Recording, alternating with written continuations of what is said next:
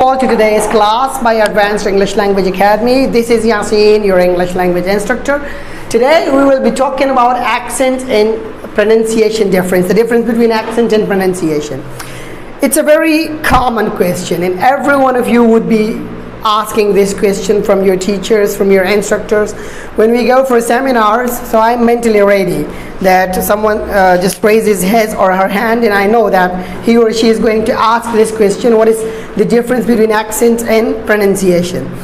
And there is a problem also. Some people say that accent is everything, and some people say that without pronunciation you can't speak correct English. So we will talk about the difference between accent and pronunciation, and then we will also give you remarks how to improve your pronunciation, how much it is important to improve your pronunciation, and does it make any difference when people speak English and their own accent. So we'll talk about that. Remember, accent has geographical influences. Now, one thing, for example, I belong to India, I belong to Pakistan, so I'll have some different accent. So my mother tongue, if I speak Urdu or Pashto or Hindi, it will have an influence over my English also. My English will also go under the influence of my mother tongue. One is local tone. Local tone means that you speak English in your own style. You just don't know anything about pronunciation. For example, this is the main problem of the subcontinent speakers. The subcontinent English speakers, they speak English in their own tone, which they call their accent. That's not accent, that's their own tone. There's a difference between accent and tone also. But let me give you some examples. Like, for example, this is one word, water. British say water. Americans say water. And Pakistanis and Indians say water. Now, whichever word you use, it means the H2O, right? So, accent doesn't matter that much. For example, some of the countries like Gulf states, like KSA, UAE, these countries don't have the D and T sounds. For example, if they ask you, for example, if you ask them, you say, how are you? They'll say, I'm good. In China also, the problem is the same. Some of the letters that are in the English letters, maybe in China, those letters, in Chinese language, those letters aren't. So, accent, as I told you, the geographical influences. Geographical influences means that their English will go under the influence of their mother tongue. Okay? For example, if someone belongs to India, America, China, or for example, they belong to Russia, so their English will go under the influence of their mother tongue. So, when there occurs as a whole, when they speak English in the same tone, for example, someone is an Indian, and all of the Indians, if you analyze their English, so you just call them their accent. You call the Indian accent. But the Indian accent would mean that all of the Indians speak with this particular style. All of the Pakistanis speak with this particular style. Now, the individuals won't matter here. For example, if I speak some other kind of English, he speaks some other kind of English, and this person speaks some other kind of English, so it will not form an accent. It won't form an accent. It will only form a tone. For example, he speaks in his own tone, I speak in my own tone. But when someone analyzes our speaking style and he comes to a conclusion that they pronounce a certain word with a certain way, they speak this kind of English, these are their similarities, and these similarities percentage is high, like 80%, 90%, so that is called accent then. When the whole region is analyzed and an analytical survey is done there, and then someone realizes that these letters have these sounds, and these letters have these sounds, these letters have these sounds, so then it will be called an accent. Why there is an Indian accent? Because there has been a detailed study about Indian accent, how Indians speak English. So there are so many things which are same in them. So when things are same in them, so therefore you can say it's an accent.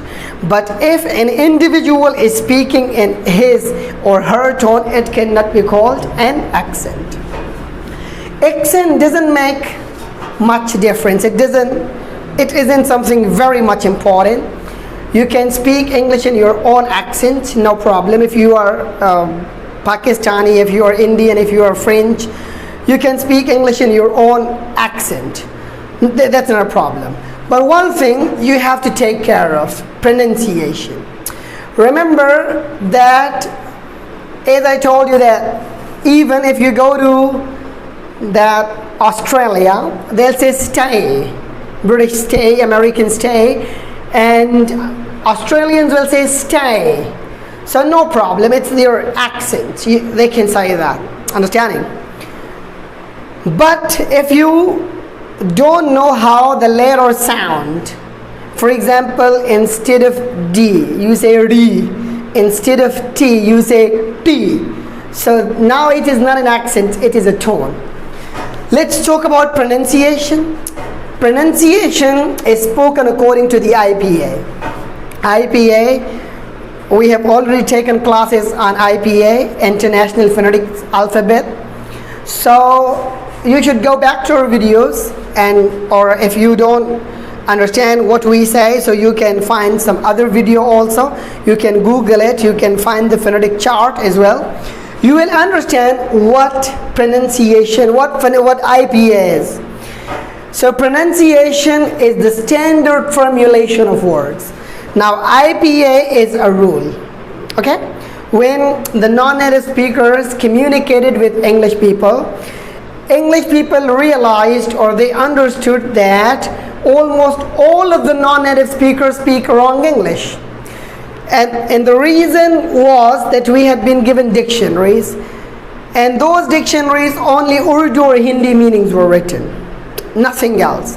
So then we just guessed the pronunciation of the words by the letters. For example, we thought it is vegetable, because pronunciation wasn't written instead of in front of the word, only the meaning was written. So we just didn't think about the pronunciation, and we just thought about the meaning. So it's vegetable, and we pronounced it vegetable, because just a few decades ago there were no rules in which there was the phonetic transcription of a word, or there were no rules which could help you understand the pronunciation of a word. In the late 1990s and the 2000s, after 2000, Oxford Dictionary introduced the phonetic symbols also. So when there were phonetic symbols, so you had to understand those phonetic symbols, and those phonetic symbols would tell you how a word should be pronounced. So the standard formulation, there are two IPAs, like Americans have their own IPA and British have their own IPA. So if you pronounce the word according to IPA, if you speak English according to IPA or under the umbrella of IPA, so your pronunciation will be accurate. As I said, accent doesn't matter that much, okay?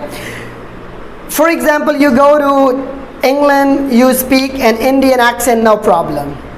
You speak in Chinese accent, no problem. They understand it. But it's not standard. Standard English is that you should learn the phonetic transcription of the word, you should learn phonetics, you should learn phonology, and try to bring your English under phonetics or under the IPA. Try to bring your English under the rules of IPA. When you try to do this, what will happen? Your English will become standard. Again, I say that accent doesn't matter that much, but pronunciation does. If in pronunciation you make a mistake, your English is inaccurate.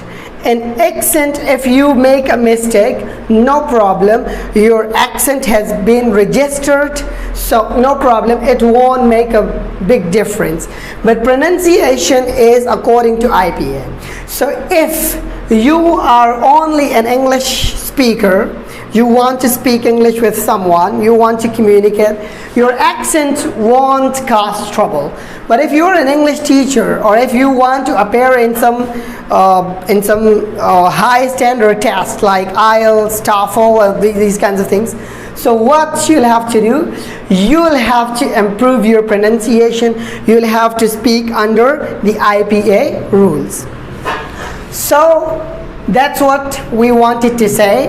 There is going to be another video in which I'll give you examples about the difference between accent and pronunciation.